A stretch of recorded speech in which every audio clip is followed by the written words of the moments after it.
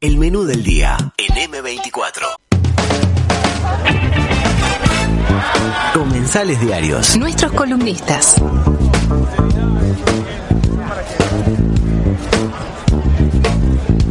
Es momento de recibir a nuestro economista, Fernando Isabela. ¿Podemos decir nuestro? Sí, yo creo que sí. Yo creo que sí. Si a él no le molesta, Fernando.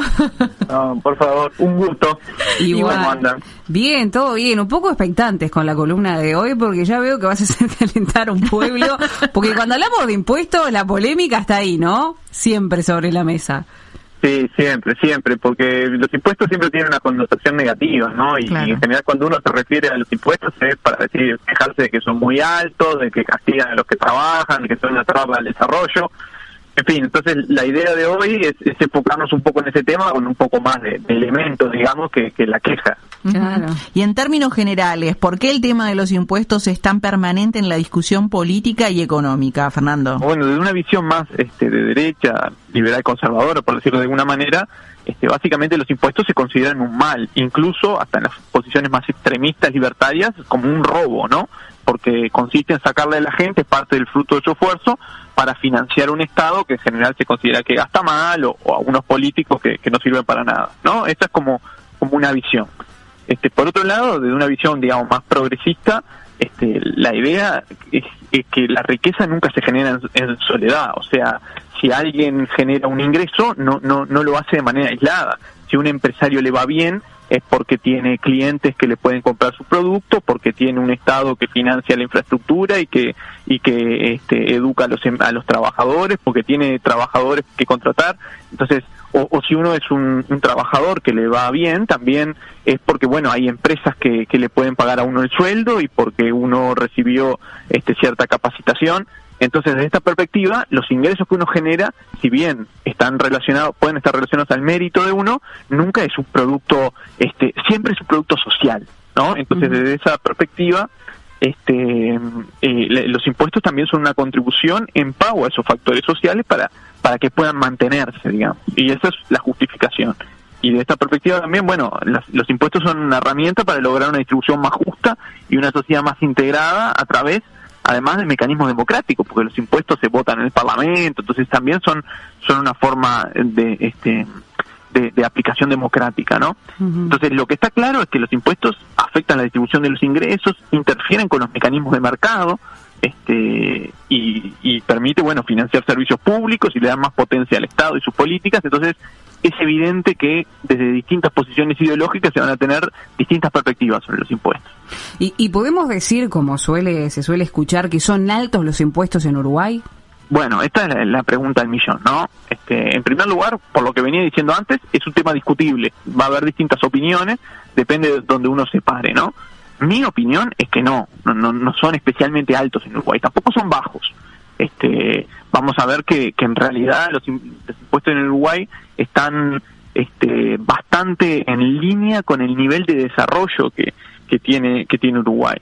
Entonces vamos a ver cómo se mide esto de cuántos son los impuestos, si son altos o son bajos. Entonces, la forma más común es lo que se llama presión fiscal, es decir, se suma toda la recaudación, todo lo que el Estado recauda por impuestos, ¿no? Y se lo compara con el PBI, que es como la suma de todos los ingresos de todas las personas del país, ¿no? Es todos los impuestos en relación a toda la riqueza que se produce. Eso es lo que se conoce como presión fiscal. Entonces, cuando uno hace eso para Uruguay, da más o menos 30%. O sea que el 30% de la riqueza que se produce en Uruguay se lo apropia el Estado vía impuestos. ¿Eso es mucho o es poco? Bueno, depende. Si uno va a comparar a nivel internacional, va a haber, por un lado, los países de Europa Occidental y sobre todo los países del norte de Europa, los países nórdicos, ¿no? Los países más desarrollados, las tasas son mucho más altas y la presión fiscal es mucho más alta. El promedio de Europa Occidental es 40%, y hay países como, bueno, Dinamarca, Finlandia, Suecia, que están cerca del 50% de presión fiscal, ¿no? Después, si uno mira en América Latina, el promedio es más bajo que Uruguay, es 22%, aunque países como Argentina y Brasil tienen un poco más de presión fiscal que Uruguay, como 32%. Y si uno sigue mirando, bueno, África, la presión fiscal es menos del 20%. Entonces, primero, mirar que en el mundo hay mucha variabilidad. Ahora, fíjense que al contrario de lo que normalmente se piensa, cuanto más desarrollado es un país, cuanto mejor vive la población en un país, más altos son los impuestos, y no al revés, ¿no? Y esto está relacionado con que los impuestos, en definitiva, son la forma para financiar los servicios públicos, que son indispensables para una sociedad integrada y próspera: la educación, la salud, las jubilaciones, la infraestructura, todo eso está relacionado con los impuestos. Entonces, bueno, más allá de que obviamente los impuestos impuestos demasiado altos van a generar un daño en la economía, también es cierto, y es especialmente cierto, que impuestos demasiado bajos no permiten sociedades prósperas. Fernando, cuando se cortó hablábamos del IVA, ¿no?, que es un impuesto que pagamos todos, pero ¿cuáles son los principales impuestos en Uruguay hoy? Bueno, perfecto, justo. El IVA es el impuesto por lejos más importante en Uruguay. Solo el IVA es como la mitad de toda la recaudación de la DGI. Es un impuesto indirecto, es decir, es un impuesto que se recarga sobre los bienes y servicios que consumimos, ¿no? A diferencia de otros que se recargan directamente sobre las personas o las empresas. Entonces, el IVA es un impuesto indirecto, el más importante en términos de recaudación, y si sumamos el IMESI, que es otro impuesto indirecto, eso da como más o menos el 60% de toda la recaudación.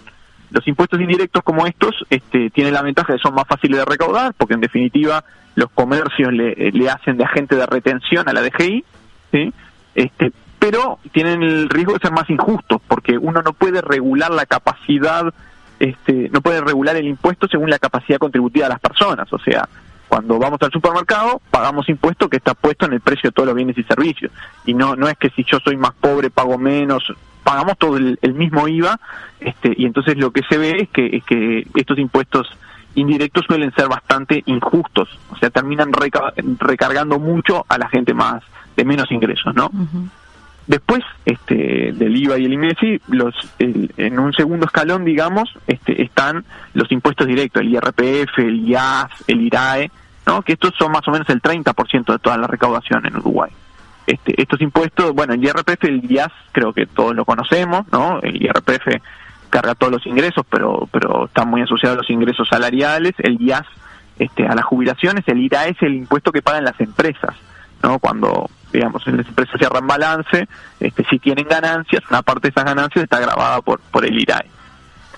Y la ventaja de estos impuestos es que sí se puede regular según la capacidad contributiva. Por ejemplo, el IRPF, ustedes saben, uno, si gana menos de cierto monto, yo que sé, como 35.000 pesos por mes más o menos, no paga IRPF. Si gana más de eso, bueno, empieza a pagar cada vez más cuanto más gana.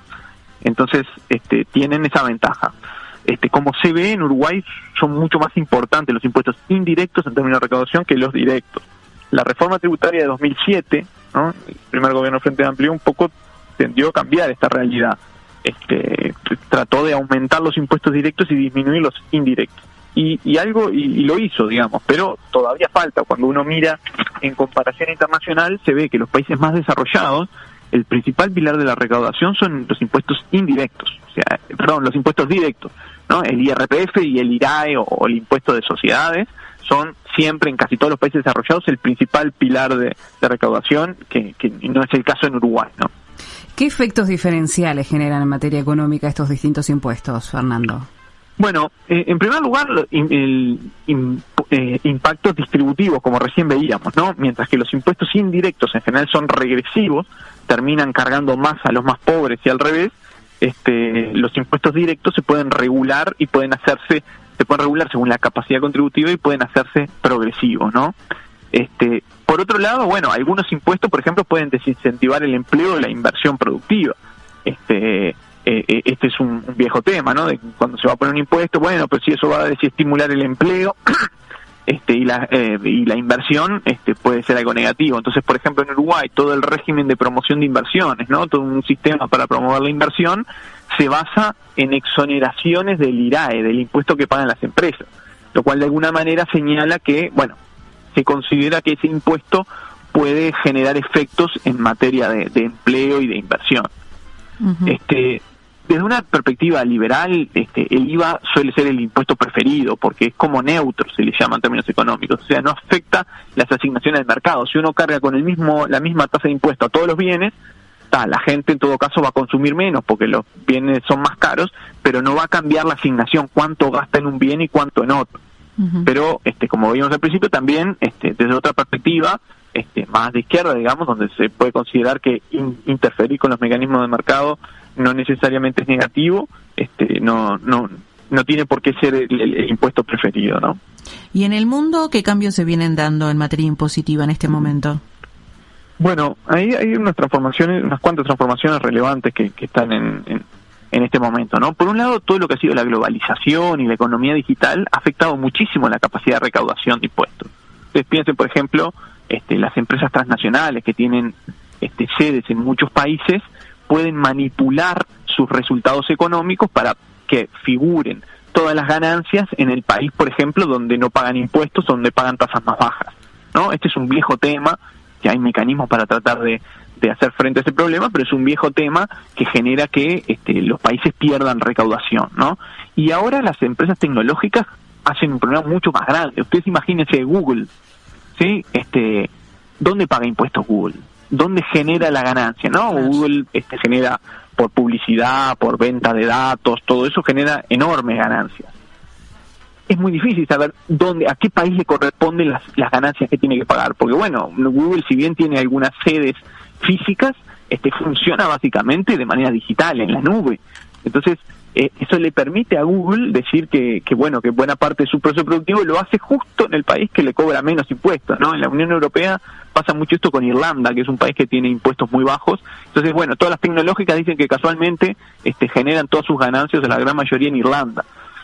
Entonces, bueno, esto ha generado mucha discusión, y ahora, desde que está Biden de presidente de Estados Unidos, está presionando, y Europa se ha sumado, por ejemplo, para que haya por lo menos un piso de impuestos a las ganancias de las empresas en todo el mundo.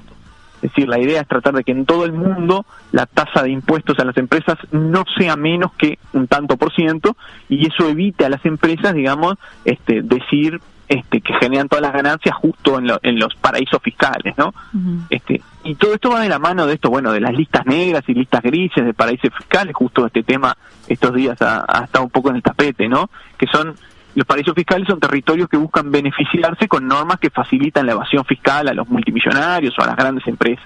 Entonces, bueno, estos cambios, si bien también siempre dependen de la posición de cada uno, yo entiendo que son cambios positivos, porque bueno, una sociedad justa y próspera necesita recaudar impuestos, y entonces las medidas que tiendan a hacer más difícil la evasión de impuestos, creo que son siempre medidas que van en el sentido correcto, para tener una sociedad integrada, ¿no?